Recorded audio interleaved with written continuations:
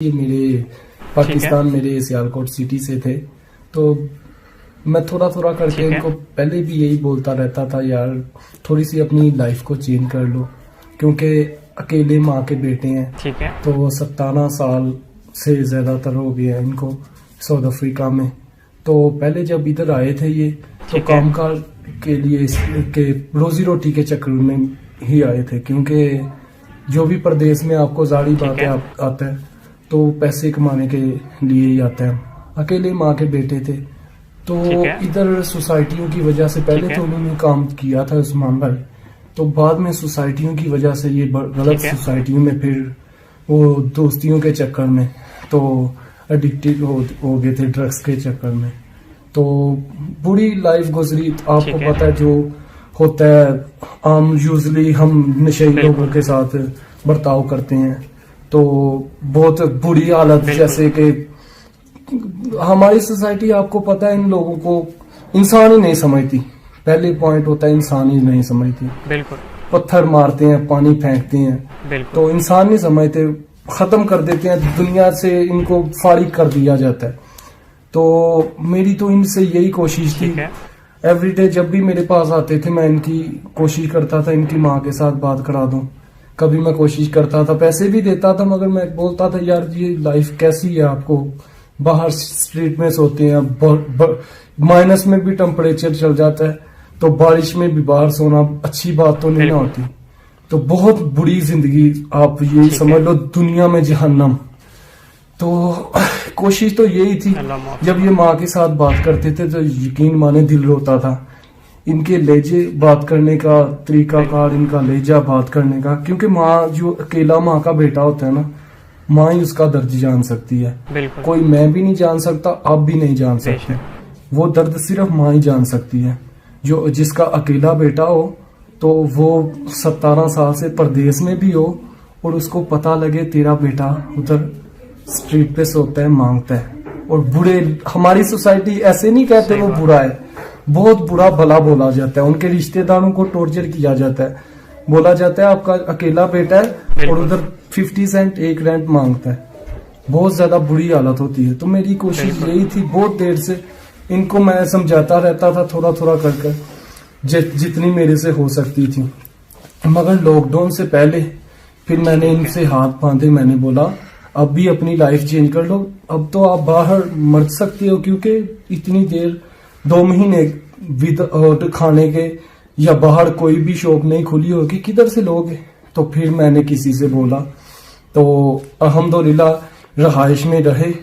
तो फिर after lockdown जब हमने शॉप खोली ना, तो फिर मैंने इनसे पूछा कैसी लाइफ रही, वो सर पे छत होना कैसा आपको लगा। इन्होंने माशाल्लाह बहुत खुशी का इजहार किया और इन्होंने बोला वो बहुत अच्छा लगा। तो फिर मैंने इनको रूम लेके दिया, तो अपने भाइयों की तावन से। तो मैंने फिर जो है ना इनको जब रूम लेके दिया ना, तो फिर थोड़ा थोड़ा मैं एवरीडे बोलता रहता था यार चेंज कर दो। तो मैं सोच रहा था अगर ये इनके छोड़ भी दे, ये ड्रग्स छोड़ देता है, ये कौन सी दुनिया में आएगा, क्या इसका मसलन के इसके नेक्स्ट क्या करेगा, नशा छुड़ा के नेक्स्ट ये इसको क्या चीज देंगे, उसके बदले में इसको क्या चीज दी जाए। तो फिर मेरे को एक दिन आइडिया आया, क्योंकि क्यों ना इसको टिकटॉक में, इसकी माशाल्लाह वॉइस बहुत अच्छी है भट्ट साहब की, क्यों ना इनसे टिकटॉक के हवाले से कुछ लोग, हर बंदा अपना फन दिखाता है टिकटॉक के जरिए। तो मैंने इनको बोला लॉकडाउन के हवाले से कुछ बोल दो। इन्होंने माशाल्लाह इंग्लिश में स्पीच की, तो बहुत लोगों को पसंद आई, वो बहुत पसंद आई इनकी स्पीच वो।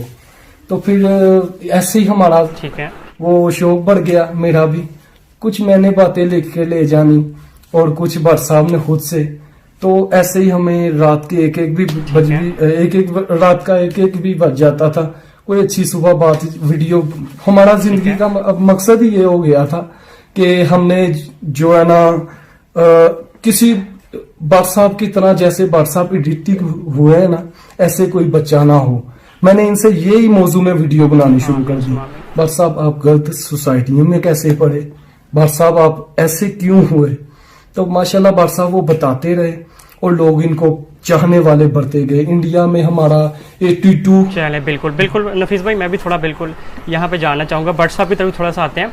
बट साहब सबसे पहले तो हमने बट साहब सुना है, आपका नाम क्या है रियल? मेरा नाम नासिर भट्ट है जी, नासिर जी, नासिर भट्ट, ठीक है।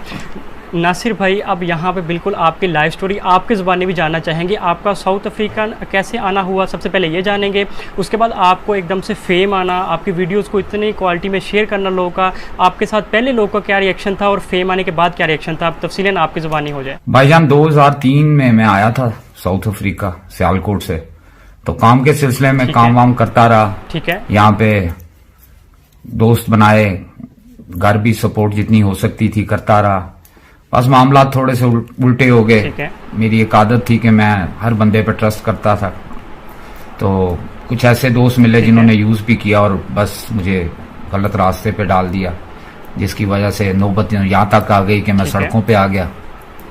ना खाने की फिक्र, ना कपड़ा पास, कुछ भी नहीं। बड़ी शर्मिंदगी भी घर वालों के लिए भी, फैमिली के लिए भी।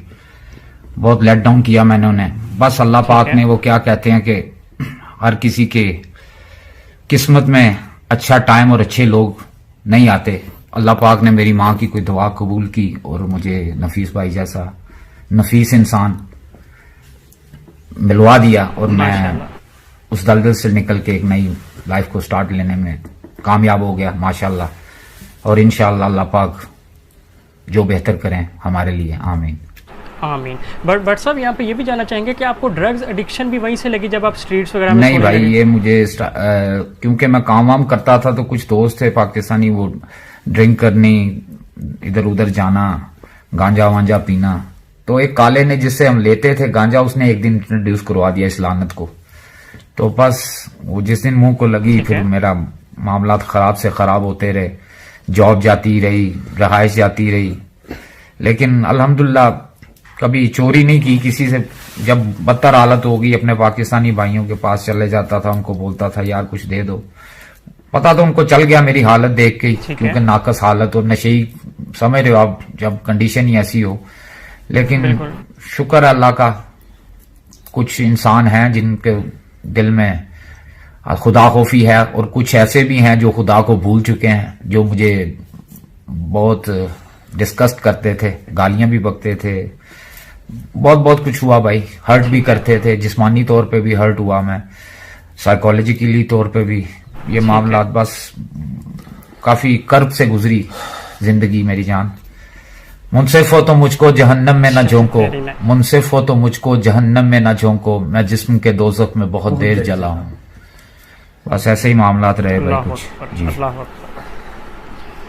Very nice. अच्छा, बिल्कुल ये बात जानना चाहूँगा कि जो जिनका रिएक्शन आपसे पहला जो था, जैसे गालियाँ बकना और ये वो, जब आपको फेम आया तो उनमें से असरात आए आपको पॉजिटिव, कि वही लोग आपके साथ आके बैठ के खाना खा रहे हैं, सेल्फीज खिंचवा रहे हैं? एक तो फितरत है ना हम लोगों की, इंसान की फितरत है। जब चढ़ते सूरज को हम सलाम करने वाले लोग हैं, आज टाइम ही ऐसा है मेरी जान। वही लोग जो मुझे खाना खाते, खाना साइड पे रख देते थे, ओ भाई तू किधर आ गया, खाना खा लेते थे, बाद में आई हूँ, तू टाइम भी नहीं देखता, खाना खा रहे हैं, तू कहाँ आ गया। लेकिन वक़्त और अल्लाह की जात जिस पे अपनी मेहरबानी करे, शफकत करे, रहमत करे, बस ऐसे ही मामलात हैं। आज वही लोग व्हाट्सअप करते हैं जो गाली से बगैर काम बात नहीं थे करते मेरे साथ जी। चले माशाल्लाह, वेरी नाइस टू नो आपका, काफ़ी मुझे अच्छा लगा। बाकी आपकी बात करने में नदामत बहुत है, जिसकी ये भी आई थिंक सो आपकी जो वायरल होने की वजह ये भी थी कि आपका बात करने का सलीका बहुत ज़बरदस्त है। तो ये शुरू में आपकी आदत थी? जी बस ऐसे ही देख लें कि शुरू से ही बस आदत ही ऐसी थी, मेरा स्टाइल कह लें। मैं बचपन में बस जवानी में शेर व शायरी का अदब से शौक लगाव था। लिखा तो नहीं कुछ खुद, लेकिन ठीक है, मुझे पढ़ने का, गजलें सुनने का, अच्छे शायरों की बुक्स मैंने रीड किया, काफी अच्छे शायरों को। तो फिर मिजाज भी ऐसा हो गया, और कुछ हालात फिर ऐसे गुजरे कि बस ठोकरें खा के नौबत यहाँ तक आ गई कि अब देख लें, अपने दिल का गुबार निकाल लेता हूँ टिकटॉक में। हाँ जी, चलिए ठीक है। बट साहब बिल्कुल ये थोड़ी सी एक बात जानना चाहूँगा कि जो आप बातें बोलते हैं, ये आपका अपना लाइफ का एक्सपीरियंस भी होता है? मतलब वो चीज़ें आपने खुद भी मोस्टली मेरा लाइफ एक्सपीरियंस ही है भाई जी। अच्छा, वेरी नाइस। चलो बिल्कुल नफीस भाई की तरफ फिर से वापस आते हैं। नफीस भाई आपने तो बिल्कुल निखार दिया इनको। सबसे पहले आप बताएंगे कि आप कैसे आइडिया वो खुद से ही लगा कि यार टिकटॉक के प्लेटफॉर्म पे आके इनको एक वीडियो लगाते हैं, देखते हैं क्या रिस्पॉन्स आता है। जी जी भाई, मेरा तो यही ज़हन था, हाँ अगर ये नशा छोड़ देता तो ये कैसा छोड़ेगा, कैसे छोड़ेगा। मोहब्बत के बिना तो कोई बंदा भी नहीं छोड़ सकता। अगर मैं इनको मोहब्बत ही नहीं दूंगा तो ये कैसे छोड़ेंगे। तो फिर मैंने इनके अंदर पहले अपने लिए मोहब्बत डाली। मैंने जिस प्लेट पे खुद खाया, मेरे भाइयों ने खाया, उसी पे इसने खाया, हमारे साथ खाया। पहले ये टॉपिक, पहले किसी को प्यार में लाना हो, प्यार में लाके ही किसी को चेंज कर सकते हैं। गालियों बक्के तो आप तो अपने छोटे बेटा हो या छोटा भाई हो, उसको जबरन तशद्दन तो किसी को आप ठीक नहीं कर सकते। तो मैंने इनके लिए हॉस्पिटल का भी इंतजाम किया था पीछा। तो जो है ना, उसकी ओवरडोज की वजह से, तो मेरी शायद पुरानी वीडियो में आप देखेंगे कहीं होगा जिक्र। तो जो है ना, वो उधर ओवरडोज होने की वजह से ये नहीं टिक पाए उधर। मैंने उस तरीके से बहुत कोशिश की थी, मगर फिर से मैंने इनको बोला भाई बर साहब अब अपने तौर पे ही होना। मगर अल्हम्दुलिल्लाह बड़ा अल्लाह का शुक्र है, बड़ा अल्लाह का एहसान है। शायद मेरी माँ प्यो की दुआएं और मेरे बड़े भाइयों की दुआएं की वजह से, और शायद हमारे चाहने वालों की वजह से, क्योंकि आपकी दुआएं कह सकते हैं, क्योंकि माशाल्लाह अब सेहत भी ठीक हो रही है और काफी ज्यादा, क्योंकि तकरीबन काफी ज्यादा लोगों को मालूम है टिकटॉक के जरिए मेरी लाइफ स्टोरी का, भाई क्या हुआ मेरे साथ और मैं किन हालात में था और नफीस भाई ने मुझे किन हालात में लाए। सारा मोस्टली जो मुझे पुराने देखने वाले हैं, जो मेरे चाहने वाले हैं, वो जानते हैं मेरे मतलब। क्योंकि ठीक है बट साहब, बिल्कुल मैं ये चीज़ क्वेश्चन एक रेज करूंगा, सॉरी टू से, कि बट साहब बिल्कुल ये चीज़ मैं आपको बताता चलूं कि जो हम आपकी पहले वाली वीडियोस देखते थे, आपकी रफ कंडीशन, दाढ़ी बड़ी होना और ये सब, लेकिन अब तो माशाल्लाह आप काफी हैंडसम जी अल्हम्दुलिल्लाह जी, अल्लाह पाक का शुक्र है। बस वो कह लें कि जो अंदर एक इंसान जो असली नासिर जो कहीं खो गया था नशों के अंधेरों में, उसको रोशनी दिखाई है मेरे भाई ने। अल्लाह इसे जिंदगी दे, अल्लाह इसको बस खुश रखे, आबाद रखे। ये बंदा जी भाई, बस यही इसको ही सारा क्रेडिट जाता है मेरे भाई। जी भाई, मेरी तो बस यही कोशिश रहेगी, जितनी इनके खानदान वालों ने इस फर्ज साहब की वजह से लोगों से बातें सुनी है या थोड़ा सा जो हार्ट हुए हैं, जो भी मामला हुए हैं, मेरी कोशिश यही है बस वही लोग वापिस जाके इनके घर वालों के, इनकी माँ को जाके बोले, इनकी बहनों को जाके बोले, हमारी बहनों को आपका भाई बहुत अच्छा है। इनकी माँ को बोले क्या बेटा है आपका, माशाल्लाह बात करता है तो पता लगे। मैं वो चीज वापिस लेके आना चाहता हूँ, क्योंकि मेरे को, मैं जानता हूँ एज ए नशेई इनके घर वालों ने कितनी तकलीफें इसकी वजह से फेस की होगी, इनके रिश्तेदारों ने कितनी चीजें फेस की होगी मर साहब की वजह से। मगर मैं वो रिस्पेक्ट, हाँ पिछला माजी तो अजाब माजी एक अजाब है यार, याद माजी अजाब है यार, छीन ले मुझसे हाफिजा मेरा, वो तो नहीं मैं लेके आ सकता, मगर कोशिश मैं पूरी कर सकता हूँ एज ए इंसान, एज ए मुसलमान, एज ए ब्रदर। मैं कोशिश पूरी कर सकता हूँ, क्योंकि वो टाइम वापस लेके आने की। चले थोड़े से जो सांसें बची हैं, वो माँ इनको इस मेरी तरह ऐसा फेस देखें, मेरी आखिरत संवर जाए बस, मेरी माँ राजी हो जाए बस, आखिरत संवर जाएगी तो मेरी दुनिया बन जाएगी बस। इंशाल्लाह पैसा तो इंसान कमा लेता है बहुत ज्यादा दुनिया में, अयाशी भी कर लेता है, सब कुछ हो जाता है मेरी जान, लेकिन हकीकत क्या है, जिंदगी की हकीकत हम उसको भूल जाते हैं। वो क्या दुनियावी मामला, क्या शेर था, इन्होंने बोला हम मर गए तो सबको दफनाने की फिक्र होगी, किसी को कब्र तो किसी को ले जाने की फिक्र होगी। मेरा नाम पुकारा जाएगा मस्जिद के मीनारों में, कहीं देर ना हो जाए जनाजे की फिक्र होगी। पहले रोते थे मेरे मरने के अफसोस में, हम चले गए तो इनको खाने की फिक्र होगी। जूं ही शाम होगी परेशानी बढ़ जाएगी, कितने मेहमान आ गए उनको सुलाने की फिक्र होगी। फीके चावल बनाएंगे सब गोश्त बनाएंगे, सबको बरादरी में इज्जत बनाने की फिक्र होगी। जी मामला तो कुछ दुनिया में ऐसे ही हैं भाई। जी दुनिया के मामला तो ऐसे ही है ना भाई, आपको पता है, आप हमसे बेहतर भी जानते होंगे। हम तो परदेश में हैं, हम परदेश में जब पाकिस्तान में जाते हैं ना, तो पैसा तो बहुत बनाया होता है, इज्जत भी बनाई होती है, मगर जब जाते हैं तो देखते हैं कुछ चेहरे वो नजर नहीं आते, वो कोई दोस्त नजर नहीं आते। तो फिर बंदा सोचता है लाइफ क्या क्या खो दिया और क्या पा लिया, फिर दुख होता है। पैसा तो बंदा कमा लेता है, मगर देखता ना जब वो फेस नहीं नजर आते, वो चेहरे नजर नहीं आते, तो फिर परदेश। ठीक है बट साहब, यहाँ पे एक क्वेश्चन ये भी आपसे जानना चाहूँगा कि साउथ अफ्रीका में आपको कुछ चेहरे ऐसे मिलते हैं जो आपको पहचानते हों, क्योंकि वहाँ भी आपकी वीडियोस देखी जा रही हैं और पाकिस्तान में भी क्यों नहीं भाई, यहाँ पे माशाल्लाह यहाँ पे भी कोई ना कोई हमारी दुकान पे आता रहता है तकरीबन रोजाना ही। कोई बड़ी बड़ी दूर से यहाँ से जो यहाँ पे मुकीम है रोजी रोटी के सिलसिले में, दूसरे शहरों में काफी दूर दूर से मेरे पाकिस्तानी भाई, यहाँ पे जो इंडियन मुस्लिम भाई हैं और बांग्लादेशी भाई, काफी जो मुझे लोग यहाँ पे भी पसंद करते हैं भाई। माशाल्लाह, अल्लाह उन्हें खुश रखे जी। ठीक है माशाल्लाह। कैसी फीलिंग होती है फिर उनको देख के, जो आपके साथ सेल्फीज वगैरह लेना चाह रहे होते हैं, आपके फैंस होते हैं और फॉलोअर्स होते हैं, तो उसके बारे में कैसे फिर ख्याल होते हैं कि यार कैसी लाइफ चेंज हो गई? जी बिल्कुल जनाब, मैं ये कभी सोचा भी नहीं था, क्योंकि जो जिन हालात में था उसका तो जो नजर आ रहा था वो तो कब्र थी। तो अल्हम्दुलिल्लाह मैं बड़ा अच्छा महसूस करता हूँ जी, मुझे नई जिंदगी मिली है, एक नई राह, शऊर मिला है। मैं उन अंधेरों में से, दलदल में से निकल के प्रैक्टिकल लाइफ में आया हूँ, रियल लाइफ में आया हूँ, जो समझ रहे हैं आप। बहुत अच्छा फील करता हूँ भाई मैं जी। ड्रग्स टोटली आप छोड़ चुके हैं? जी मैं छोड़ चुका हूँ टोटली। चलिए माशाल्लाह, नफीस भाई इसका क्रेडिट बिल्कुल आपको हम देंगे जी। बस बिल्कुल थोड़े हम सेगमेंट सिर्फ बढ़ते हैं। जी जी बिल्कुल। कभी भट्ट साहब को बोलते थे ना, भट्ट साहब 7 साल पहले वाली भट्ट साहब की बातें याद आ गई। भट्ट साहब ये बाल बनाए और ये थोड़ा सा हुलिया अपना चेंज करे, तो ये माशाल्लाह शेर एक बोलते थे।